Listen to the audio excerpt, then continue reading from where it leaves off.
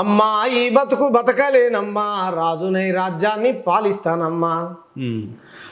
అమ్మా ఈ బతుకు బతకలేనమ్మా రాజునై రాజ్యాన్ని పాలిస్తానమ్మా. బానిస బంధాలు తెంచెదా మన బహుజనులకు ప్రేమ వంచెదా. నిమ్న జాతుల్లోన జ్యోతినయ్యి వెలిగి చీకటి లోకాన్ని చీల్చేదానమ్మా. అప్పుడు పాప అంటాడు వాళ్ళ తల్లితో వాళ్ళ తల్లి అంటదంట, వద్దురా ఓ కొడక పాపయ్యా నాకున్న దిక్కును ఒక్కనివేనయ్యా. ఎటు వెళ్ళానని ఒట్టు పెట్టు కళ్ళు గీకే వృత్తిని చేతబట్టు. పొడిసేటి పొద్దుల్లే నిన్ను పెంచుకున్నా గుండె గూడుగా చేసి నిన్ను దాసుకున్నా. మళ్ళా పాపన చెప్తాడు, ఉడుము తీరుగోలే ఊపిరి బిగబట్టి అరిచేత ప్రాణంతో ఆకాశాన బాకి. గొలకు గీత పెట్టి ఇడవలొట్టిని గట్టి కారే చెమటల్లో నా కాటమయ్యకు మొక్కి. వాళ్ళ కులదేవుడు తాళ్ళెక్కితేమొచ్చేనమ్మా కళ్ళు గీ సమ్మితేమిచ్చిరమ్మా. పస్తులుంచి మరల తాబేదారులై శిస్తు గుంజే దొరల మస్తి వదలగొడతానమ్మా. అమ్మా ఈ బతుకు బతకలేనమ్మా రాజునై రాజ్యాన్ని పాలిస్తానమ్మా.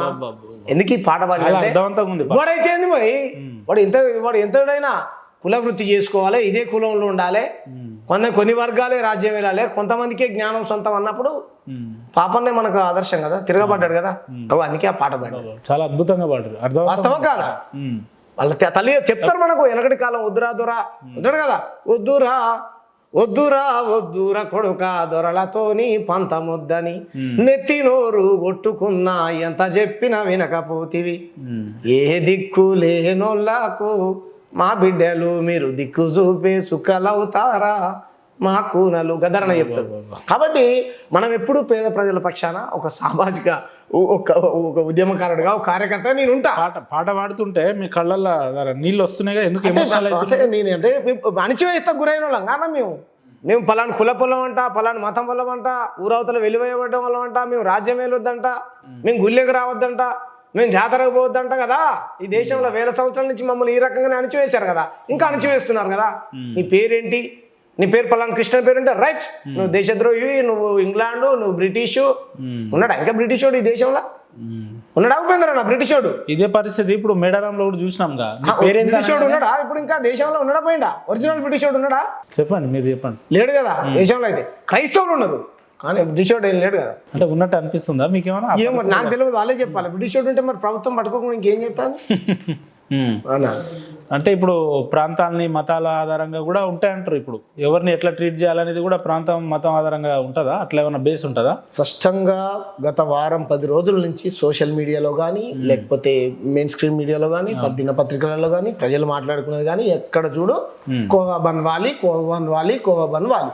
మేడారం జాతరకు కోవా బన్ అమ్ముకోవడానికి వచ్చినటువంటి ఒక సామాన్య నిరుపేద ఒక కూలి ఒక చిరు వ్యాపారి పైన కొన్ని శక్తులు, కొంతమంది దేశభక్తి ముసుగులో లేకపోతే ఇంకొక మీరు ఇబ్బంది ఫీల్ అవ్వద్దు కానీ చెప్పండి. కొంతమంది కామెంట్లు పెడతారు, వీడు కూడా హిందూ మతవాది అది ఇదని. ఎందుకు రావాలి మరి?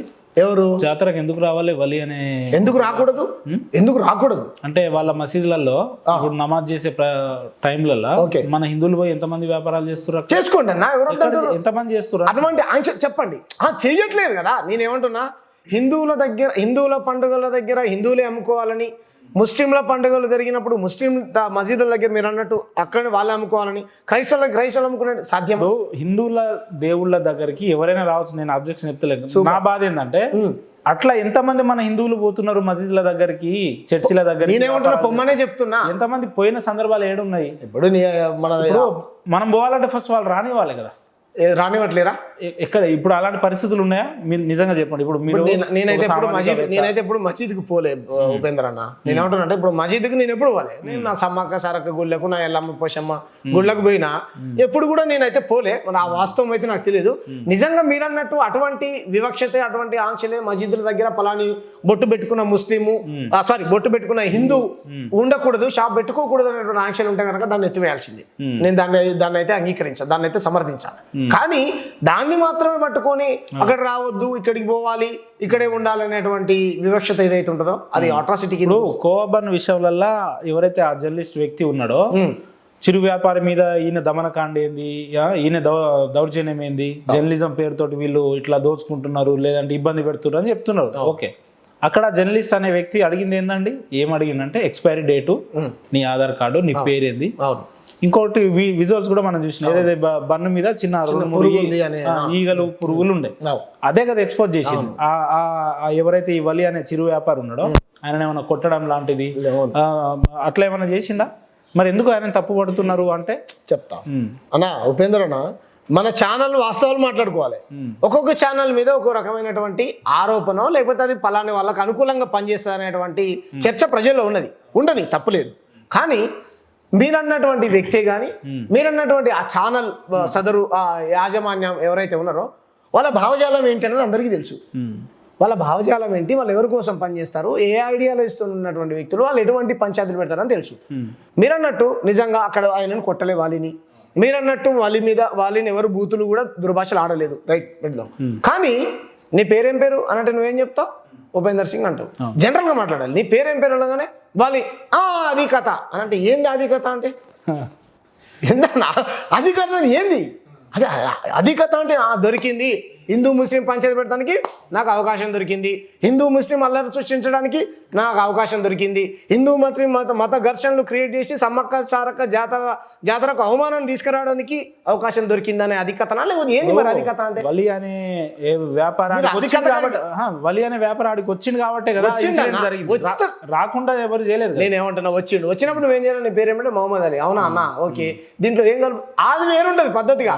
అన్న దీంట్లో ఏం కలిపారు, ఎక్కడి నుంచి వచ్చారు, ఎంత ఎక్కడ మ్యానుఫ్యాక్చరింగ్ డేట్ లేదు అన్న, ఎక్స్పైరీ డేట్ లేదు అన్న, నువ్వు అమ్మేది తప్పు కదా అన్న, దీనివల్ల ప్రజలకు ప్రాణాలు ఏమైనా పోతే ఎవరైనా బాధ్యత? ఇక్కడ చాలా మంది మా తెలంగాణ బిడ్డలు ఉంటారు కన్నా, తెలంగాణే కాదు చాలా వివిధ రాష్ట్రాల నుంచి మన తెలంగాణ చుట్టుపక్కల ఉన్న ఛత్తీస్గఢ్, తమిళనాడు, ఆంధ్రప్రదేశ్, కేరళ, కర్ణాటక, మహారాష్ట్ర అన్ని రాష్ట్రాల ప్రజలు వస్తారు కదా అన్న అని పద్ధతిగా అడిగింది వేరుంటుంది. అంతేగాని ఎంతమంది తెచ్చారు, ఎన్ని బాంబులు తెచ్చారు, నువ్వు హిందువు, లవ్ జిహాదీ, ఫుడ్ జిహాదీ అనొచ్చా? నువ్వు నీ ఛానల్ తెలుసు నిజంగా నువ్వు ఫుడ్ మీదనే ఫుడ్ పాయిజన్ మీద కొట్లాడేటువంటి వ్యక్తి అయితే కనుక తర్వాత నీ ఏమైనా వీడియోస్ ఉన్నాయా? అంతకు ముందు ఏమైనా వీడియోస్ ఉన్నాయా అప్లోడ్ చేసిన? తర్వాత ఏమైనా ఉన్నాయా? ముందు ఉన్నాయా? ఫుడ్ పాయిజన్ మీద నువ్వు కొట్లాడినటువంటి దాఖలాలు ఉన్నాయా? ఫుడ్ ఇన్స్పెక్టర్ కంప్లైంట్ చేసినటువంటి నీ దగ్గర ఏమైనా ఇది ఉన్నదా? ఏమీ లేదు. కావాలనే ఇంటెన్షనల్ గా నువ్వు పలాని ముస్లిం వ్యక్తి దగ్గరికి వెళ్ళి పేరు అడిగి ఆయన పలాని ముస్లిం వ్యక్తి కాబట్టి టార్గెట్ చేసి ఆయన చుట్టుముట్టి అక్కడ ఉన్నటువంటి